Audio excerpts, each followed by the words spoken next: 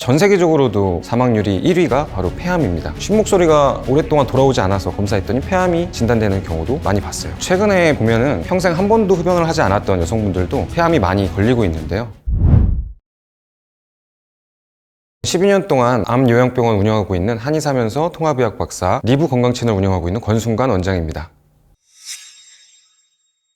폐암은 5년 상대 생존율이 30% 정도로 좀 낮은 암입니다. 그리고 사망률로 보면 우리나라도 암 사망자 중에 1위라고 볼 수 있고 전 세계적으로도 사망률이 1위가 바로 폐암입니다. 폐암은 발생률로 보면 남자는 폐암이 가장 많고요. 여성은 4위고 남녀를 합쳤을 때 세 번째로 많은 발생률을 보이고 있는데요. 사망률로 봤을 때는 폐암이 가장 높고 그 다음 간암, 대장암, 췌장암, 위암 이런 순으로 사망률 2위가 바로 폐암입니다. 폐암의 80% 정도는 흡연과 관련이 있습니다. 담배를 피는 행위가 가장 폐암을 유발하는 원인이 되고요. 그리고 흡연자와 비흡연자를 비교해 봤을 때 흡연자가 비흡연자에 비해서 15배 정도 높은 유병률을 보이고 있고요. 어떤 연구에서는 약 60배 정도도 차이가 있다 이렇게 연구가 되고 있습니다. 최근에 보면은 평생 한 번도 흡연을 하지 않았던 여성분들도 폐암이 많이 걸리고 있는데요. 흡연과 상관이 없는 폐암 발생하시는 분들을 보면 그 원인을 대개는 조리 시에 발생하는 미세먼지로 보고 있어요. 볶거나 튀기거나 했을 때 그 미세먼지가 나오는데 그걸 이제 쿠킹 퓨움이라고 해요. 우리말로는 조리 흉이라고 하는데 그 미세먼지가 들어와서 폐암을 유발한다 이렇게 생각을 하고 있고요. 제가 과거에 2000년대 중반에 인터뷰할 때는 대기오염 때문에 폐암이 생긴다 이렇게 얘기하면 약간 이건 연구자들이 좀 너무 오버하는 거 아닌가 이런 생각을 했었는데 불과 20년 사이에 굉장히 많이 바뀌었어요.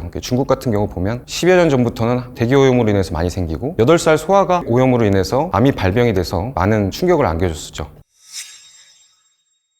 폐에 관련된 증상은 기침하고 가래인데요. 근데 그거 외에도 가슴이 답답하거나 수면 장애가 생기기도 하고요. 폐암이 아닐까 이렇게 생각이 되는 위험 증상들은 이제 오래 계속되는 기침이나 가래, 피가 섞인 가래, 그다음에 흉통, 그다음에 숨이 찬 증상 그런 것들이 위험한 증상이다 이렇게 생각하시면 됩니다. 기침 같은 경우는 기간이 중요하긴 한데요. 일단 이런 증상들이 일상생활에서 흔하게 좀 지나칠 수가 있는 게 우리가 감기만 걸려도 기침을 하잖아요. 그래서 감기나 혹은 독감, 호흡기 감염 뭐 여러 가지 이런 것들이 아닐까 이렇게 지나치는 경우도 많고 내가 평소에 흡연을 하니까 이 정도는 뭐 아니 담배 피면서 뭐 기침 달고 사는 거 아니야? 뭐 이렇게 해서 넘어가는 경우가 너무 많아요. 그래서 이런 부분들이 일상생활에서 그냥 지나칠 수 있는 폐암과 관련된 증상일 확률이 높습니다. 흡연자들의 경우는 1년에 혹은 2년에 뭐 1, 2주 정도 기침을 해요. 목도 쉬고. 그게 이제 만성기관지염인데 흡연자들이 겪는 그냥 호흡기 질환이다 이렇게 생각할 수 있어요. 그때도 그렇고 이 기침은 기간이 중요한데 2주를 넘기면 이상하다 이렇게 생각을 하셔야 돼요. 보통 어떤 기침이라도 2주가 지나기 전에 호전이 되는 경우가 많은데요. 이 기침은 2주 정도가 지났을 때 계속 기침이 있다. 그러면 정밀한 검사가 필요합니다. 기침은 기간이 중요하고 가래는 색이 중요해요. 보통 일반적으로 가래가 거품 섞인 가래 혹은 흰색 가래가 나오면 정상적인 가래입니다. 감염성 질환의 경우에 백혈구 사체들이 섞이면서 좀 짙은 노란색일 수도 있고요. 그런 가래들이 나오는데 출혈이 생기게 되면 조금 출혈이 있는 경우는 갈색이나 이런 식으로 나타나고 출혈이 많으면 누가 봐도 피라고 생각되게 붉은색으로 나와요. 그런 경우에는 검사를 좀 받아보셔야죠. 사실 폐암은 다른 암들에 비해서는 엑스레이 검사에서 발견될 확률도 높아요.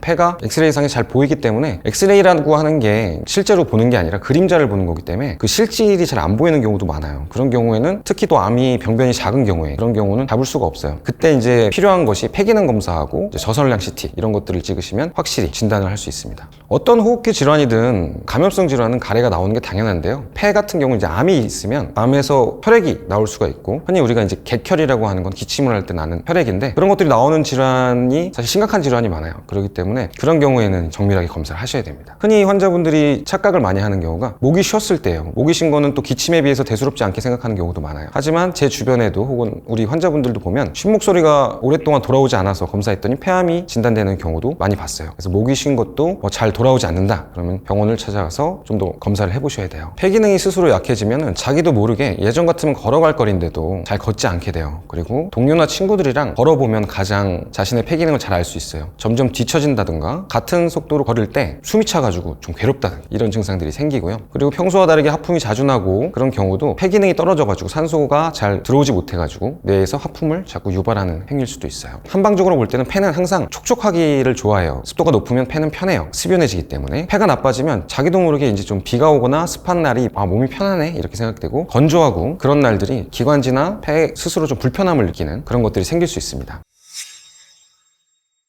폐암의 80% 정도가 흡연과 관련돼 있어서 금연을 하시는 게 중요하고요. 폐는 저희가 운동을 할 때 가장 규칙적이고 펴지고 스스로 정화작용을 하기 때문에 심폐기능을 좋게 할 수 있는 유산소 운동을 꾸준히 하시는 것도 좋아요. 그리고 마스크 착용인데요. 사실 우리가 코로나를 겪으면서 마스크 착용이 일반화돼 있는데 그 전에는 잘 마스크를 쓰지 않았죠. 마스크를 착용하시는 것은 폐를 잘 보호할 수 있는 그런 방법이에요. 그래서 코비드 19이 한창일 때 저희 손 씻기와 마스크 착용을 많이 하니까 그때 감기 환자가 아예 없었거든요. 그런 식으로 폐를 보호하시는 게 좋고, 대기질 부분도 요즘엔 체크하기가 편하니까 미세먼지 농도나 이런 것들을 체크하셔서 안 좋은 날은 마스크를 착용하시는 것이 좋아요. 지하철이나 혹은 버스 같은데 사람이 많은 곳에서도 사실은 마스크 착용을 하시는 것이 좋습니다. 대개 대중교통은 굉장히 건조한 환경이고 감염이 일어나기 쉬운 환경이 되기 때문에 그럴 때는 마스크 착용을 꼭 해주시고요. 저희가 집안일이나 흔히 일상에서 접하는 유독물질이 굉장히 많아요. 세제나 청소 관련된 화학적인 약품들이 많은데 무방비하게 노출이 되면 발암물질을 흡입하는 꼴이 돼서 그런 부분도 마스크를 끼고 작업을 하신다거나 인지를 하고 작업을 하시면 좋겠고요. 실내 공기에 대해서 말씀을 드려야 되는데, 환기를 잘 신경 안 쓰시는 분들이 많아요. 특히나 이렇게 추운 계절이나 환기하기 좀 어렵다 그러면 안 하시거든요. 실내 공기가 탁해지면 많은 호흡기 질환에 걸릴 수 있고, 그런 호흡기 질환이 점차 발전해서 더 심각한 질환이 발생할 수 있기 때문에 실내 공기를 환기시키는 것도 신경을 써주셔야 됩니다. 어떤 흡연도 아주 심각한 생활 습관이고요. 그리고 자신도 모르게 구강 호흡을 많이 한다, 폐 기능이 떨어지는 원인이 됩니다. 실제로 산소도 입으로 호흡할 때랑 폐로 호흡할 때 20% 정도 차이가 있거든요. 자기도 모르게 입으로 호흡을 한다 그러면 아마 잘 때 코골이를 할 수도 있고, 자다가 깨서 입이 건조해서 자리끼를 찾는 경우도 많아요. 근데 이것이 대부분 포나 부비동에 관련된 질환이 있는 경우가 많으니까 그런 것들을 먼저 치료해서 코로 호흡을 할 수 있는 그런 상태를 만들어 주셔야 돼요. 음식을 드실 때도 물론 고령자에서 더 심하지만 허겁지겁 음식을 드시게 되다가 기도로 음식이 들어가게 되면 흡입성 폐렴이 생기고 폐가 나빠지니까 천천히 꼭꼭 씹어서 입으로 삼키는 식습관이 좋고요. 야식을 먹는 행위도 폐를 힘들게 하는 행위입니다. 여러분들도 잘 경험을 해보셨을 거예요.